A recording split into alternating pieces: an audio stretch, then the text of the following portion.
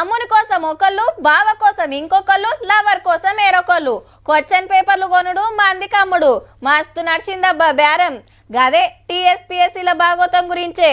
చిన్నోళ్ళు బయటోళ్ళు అరెస్ట్ అయినరు కానీ అస్సలోళ్ళని ప్రచారం జరిగిన వాళ్ళు మంచిగానే ఉన్నారు. లీకుల పుణ్యాన గ్రూప్ పరీక్షలు రద్దాయే, వాయిదా పడే, కడమై పెట్టకనే పోయిరి.